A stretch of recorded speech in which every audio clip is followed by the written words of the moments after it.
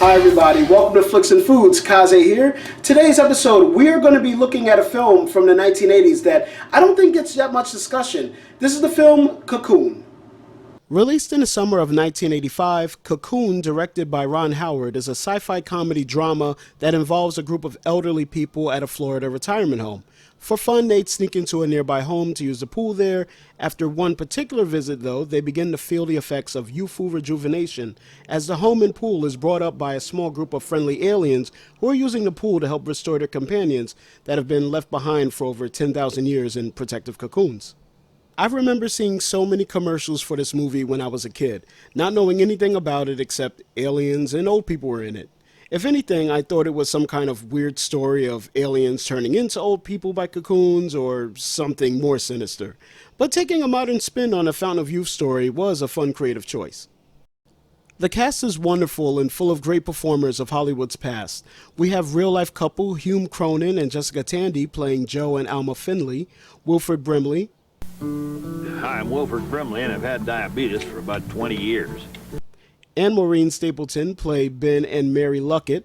Don Amesh, I think I said his name right. Oh, Peter, I worried about you so. Plays Art Selwyn, along with Gwen Verdon as his girlfriend Bess. I love that these characters are written so well, my favorite of them being Ben, who I feel is kind of the designated leader. He suffers from degenerative eyesight, and during his DMV eye exam that he's failing, he ends up making the remark of, But young man, remember, road signs aren't made that small.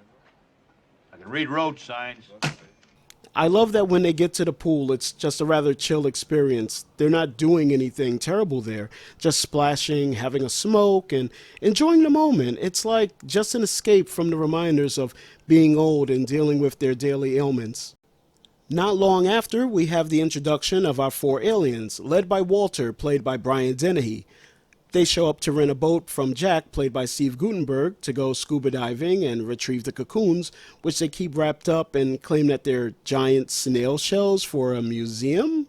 They're giant snail shells. Huh. After the reveal that the visitors are from outer space, Jack agrees to help them, since they have been friendly and, of course, are paying him. The four old men visit the pool and notice the cocoons are in there, but ignore it. Jumping in, suddenly they all feel energized in more ways than one. I can still see it when I shut my eyes. You're not supposed to look directly at it.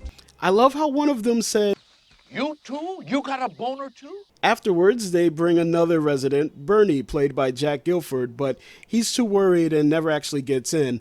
This is where the old residents discover the truth about the visitors and later make a deal.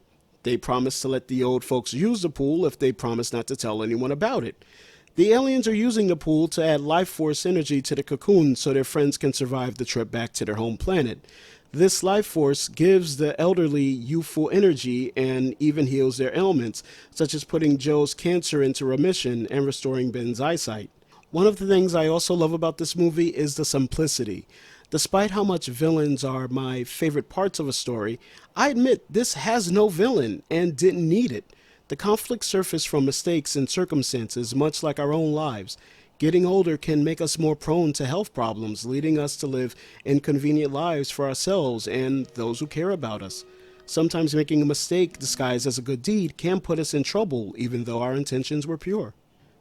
I won't ruin this movie, but will go into a minor spoiler, so here we go. It turns out an incident happens and the aliens will not be able to take their friends back. In a twist of fate, the aliens tell the old residents that they can take them with them to their planet where they will practically be immortal. They'd have to leave their families and not tell anyone where they're headed. I'll leave it there and just continue with a few other notes. I mentioned earlier about how I like the writing of the characters, and for a story with a fairly simple premise, this is appreciated. As the residents make their decision, Ben and Mary discuss in the car if this would be cheating nature. Ben says with how bad nature has treated them, maybe it's okay to cheat it a little this time. I love that this because even though these are kind people, it's true that sometimes, hell, we just want a break from the cards we've been dealt. Another example is Bernie sees Ben's grandson, played by Barrett Oliver, come to visit, and he says, "This kid's always here. Doesn't he have a home?" That just sounds like something we think about, maybe about a friend's friend or even another family member. Again, it's not cruel, it just shows that these characters are flawed, and I know I could relate. I love Walter's demeanor through the film. He plays it as a fatherly figure and how he explains everything.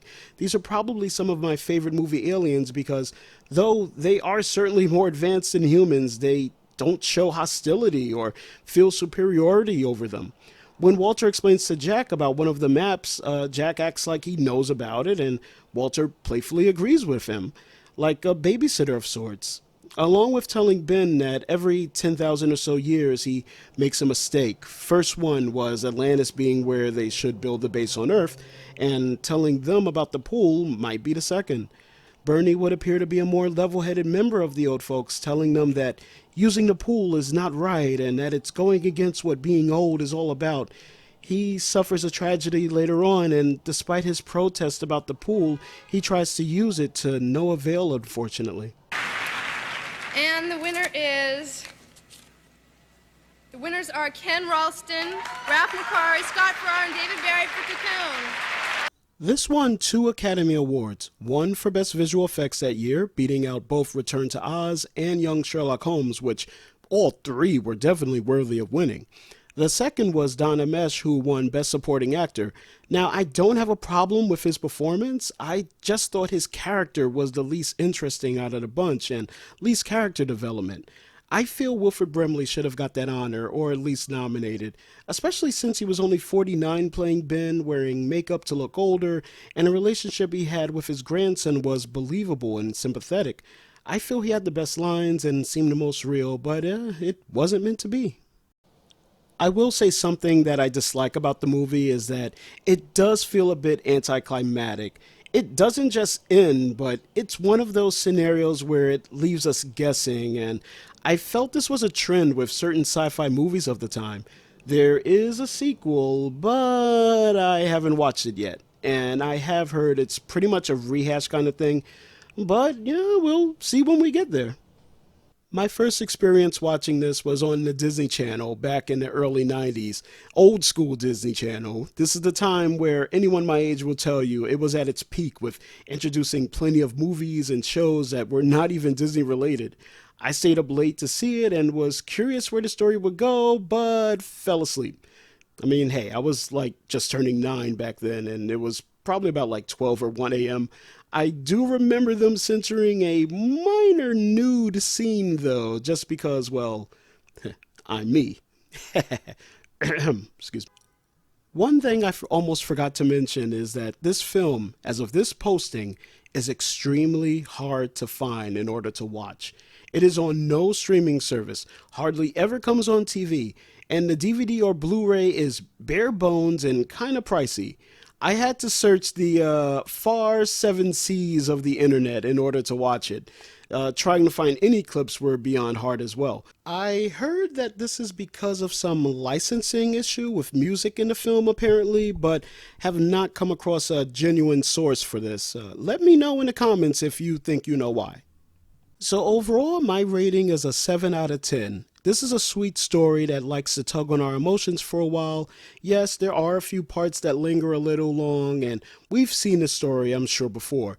However, at its time, it was pretty unique, a box office hit, and also delivered fun performances etched in sci-fi, yet close to reality, giving us the inner conflict of would you choose eternal happiness or just have a life, making the most of your time while we're here. Well, while filming this episode, I was informed that my time here at the hotel quarantine is actually up in a few days. So I'm going to get things packed up and I will be seeing you all soon back home. And catch you all there. Power of editing, do your thing. Bow. I'll tell you right now, if that thing counted as a cocoon, then this certainly is going to count as one too. Let's see what happens if I go into it.